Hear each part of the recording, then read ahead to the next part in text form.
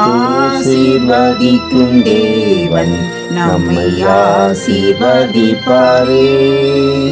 துதி ஸ்தோத்திரம் இயேசுநாதா, துதி உமக்கே என்றுமே. இன்று ஒரு வசனம். நான் உங்களை திக்கற்றவர்களாக விடேன், உங்களிடத்தில் வருவேன். யோவான் 14:18. கர்த்தருக்கு பிரியமான தேவனுடைய பிள்ளைகளே, பூமியிலே அநேகம் ஜனங்கள் தாங்கள் திக்கற்றவர்களாகவும் கைவிடப்பட்டவர்களாக இருப்பதாகவும் நினைக்கிறார்கள். கர்த்தராகிய இயேசு கிறிஸ்துவோ நான் உங்களை திக்கற்றவர்களாக விடேன் என்று வாக்களிக்கிறார். முதலாவது, இந்த விசுவாசம் நம் ஒவ்வொருவருக்குள்ளும் நிறைவாய் காணப்பட வேண்டும். தேவனை அண்டிக் கொள்ளுகிறவர்கள் ஒரு காலத்திலும் திக்கற்றவர்களாக மாறுவதில்லை. தேவன் திக்கற்றவர்களுக்கு மறைவிடமாக இருக்கிறார். மனிதர்களுக்கு முன்பாக நீங்கள் திக்கற்றவர்களாக காணப்படலாம். இயேசு கிறிஸ்து உயிர்த்தெழுந்த பின்பு தம்முடைய சீஷர்களிடம் நான் பிதாவிடத்துக்கு போகிறேன் என்று சொன்னார். அவர்கள் உள்ளத்தில் கலக்கம் உண்டானது. நாங்கள் என்ன செய்ய போகிறோம் என்ற அச்சம் அவர்களிடத்தில் உண்டானதை உணர்ந்த இயேசு நான் உங்களை திக்கற்றவர்களாக விட மாட்டேன் என்று சொன்னார். அவர்களை அவர் கைவிடவே இல்லை. தேவஜனமே, அநேக நேரத்தில் நீங்கள் கூட இயேசு எங்களோடு இருப்பாரா, எங்களோடு பேசுவாரா என்கிற குழப்பம் உங்களில் காணப்படுகிறதா? இயேசு என்னை கைவிட்டால் நான் என்ன செய்வது, இந்த பூமியில் எப்படி வாழ்வது என்கிற எண்ணம் உங்களுக்குள்ளே அடிக்கடி வந்து கொண்டிருக்கிறதா?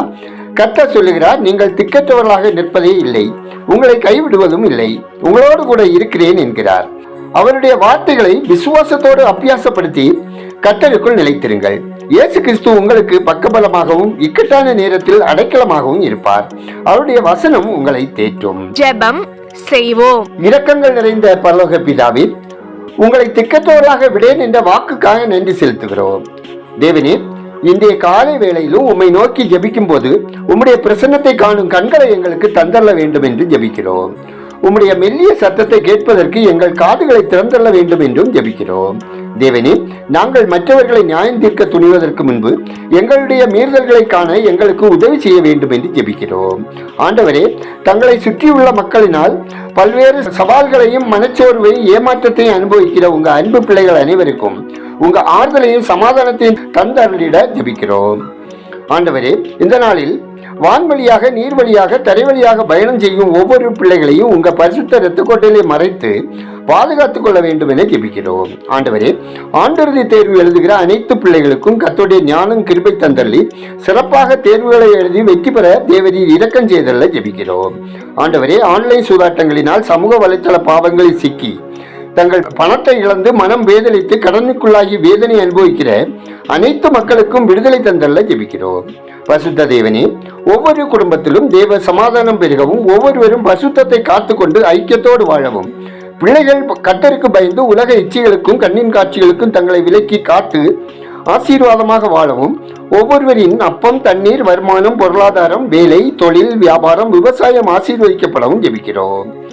கர்த்தாவே, பலவீனமாய் சுகவீனமாய் பற்பல வியாதிகளினால் பீடிக்கப்பட்டவர்களுக்காகவும் கேன்சர் நோயினால் பாதிக்கப்பட்டு அறுவை சிகிச்சை செய்து கொண்டவர்களின் காயங்கள் ஆறவும் வலி வேதனைகள் தீரவும் ரேடியேஷன் ஹீமோ எடுப்பவர்களுக்கு வேண்டிய பலனையும் உங்க கிருபையும் தந்தள்ளி நோயிலிருந்து பரிபூர்ண சுகமடைய செய்ய இயேசப்பா உங்கள் தழும்புகளால் குணப்படுத்திடவும் ஜெபிக்கிறோம். கர்த்தாவே, இந்த நாளில் பிறந்த நாளை, திருமண நாளை காணும் ஒவ்வொருவரின் மன விருப்பம் நிறைவேற்றி ஆசீர்வதித்திட விண்ணப்பிக்கிறோம்.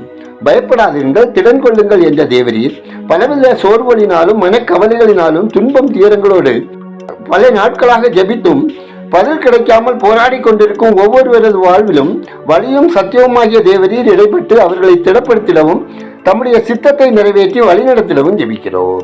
கர்த்தாவே, ஆன்லைன் மோகத்தில் சிக்கொண்டு தங்கள் வியாபாரம் மற்றும் வேலை, குடும்பத்தில் நஷ்டத்தை உண்டாக்கும் மக்கள் ரட்சிக்கப்படவும் திருமணம், வேலை போன்ற காரியங்களில் போலியான நம்பிக்கைகளை கொடுத்து ஏமாற்றும் நபர்களை தேவரீர் சந்திக்க வேண்டும் எனவும் மக்களிடையே விழிப்புணர்வை உண்டாக்கிடவும் ஜெபிக்கிறோம். கர்த்தாவே, எங்கள் தேசம் ஆசீர்வதிக்கப்படவும் மக்கள் மூட பழக்கங்களிலிருந்து விடுதலை பெறவும் இரட்சகரை அறியும் அறிவில் வளரவும் பாவ சாப கட்டுகளிலிருந்து விடுதலை பெறவும் ஆளுமை பொறுப்பில் இருப்பவர்கள் உண்மையாக உத்தமமாக தங்களை காத்துக்கொண்டு மக்கள் நலனில் அக்கறையுடன் செயல்படவும் வளமான தேசத்தை உருவாக்கிடவும் ஜெபிக்கிறோம். ஊழியர்கள், மிஷனரிகள் அவர்தம் குடும்பத்தினரின் தேவைகள் சந்திக்கப்படவும் பரிசுத்தத்தை காத்துக்கொண்டு கர்த்தருக்கு சாட்சியாக வாழவும் ஆத்மாதாய பணியில் தேவ சித்தத்தை நிறைவேற்றவும் தேவ பலனால் நடத்தப்படவும் ஜெபிக்கிறோம். எங்கள் ஜெபத்தை கேட்பவரே, அதற்கேற்ற பல் தருகிறவரே, உமக்கு நன்றி சொல்லுகிறோம். துதிகரமையுமே உமக்கே செலுத்துகிறோம். இயேசுவின் நாமத்தில் ஜெபிக்கிறோம் எங்கள் ஜெபங்களும் நல்ல பிதாவே, ஆமேன்.